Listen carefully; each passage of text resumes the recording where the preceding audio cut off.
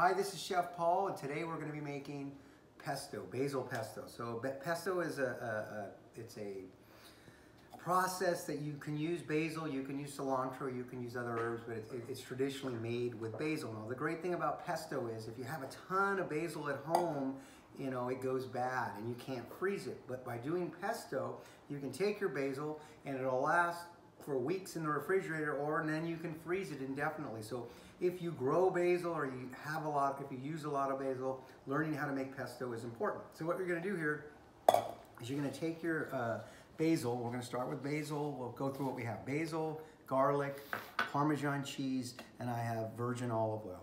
Traditionally, you put in pine nuts or some type of nut. I don't have any. Some people, walnuts, you can substitute for pine nuts. If you don't have any nuts, then don't put any nuts in at all. You don't have to. It'll still turn into pesto. So what I'm gonna do now is we're gonna go ahead and take our basil and we're gonna start putting it in. Now you can use a blender too. I have a food processor, so I'm gonna go ahead and just use the food processor. We're gonna put some in here and we're gonna put our garlic inside as well, all right? So you put the garlic in there, you start with this, and we're gonna get it to break down, and then we'll do it in stages. So I take it, turn it. Okay, it's starting to get, if you can see, it's starting, right now it's just chopped. Getting all this, oh, it smells so good. The smell of basil, wow, that's great. Put that in there, put this in here, and then we're gonna start turning this into pesto. Now when I'm gonna take it, we're getting there. A couple more. Now we're gonna go ahead and start putting some Parmesan cheese into it. Gotta put this is what's gonna turn it into that pesto that start looking like pesto with the Parmesan. Parmesan in there and just kind of pulse it. Now what we're gonna do is we're gonna add some olive oil to it.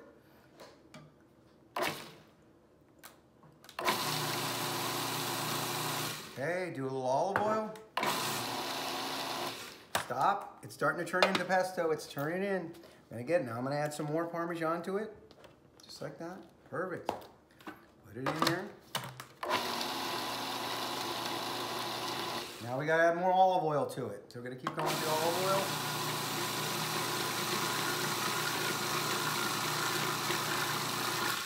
Start looking at it. We're going to keep going.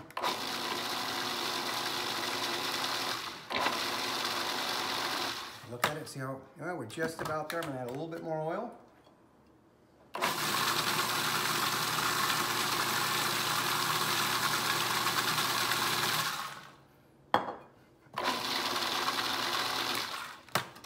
I'm gonna add a pinch more Parmesan. And we're there.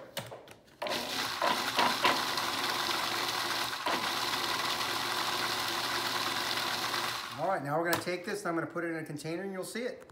All right, so you can see basil pesto is really easy to make. The only thing I don't have in here is the traditional nuts. There's no pine nuts. This is garlic, Parmesan, and olive oil. I put a little olive oil on top just so you don't get a skin on it. You don't necessarily have to.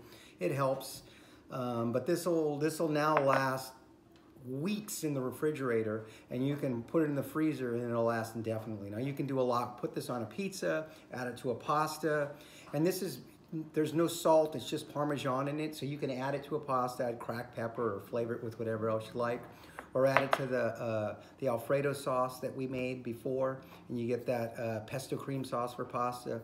Unlimited what you can do for it. You need to try it at home.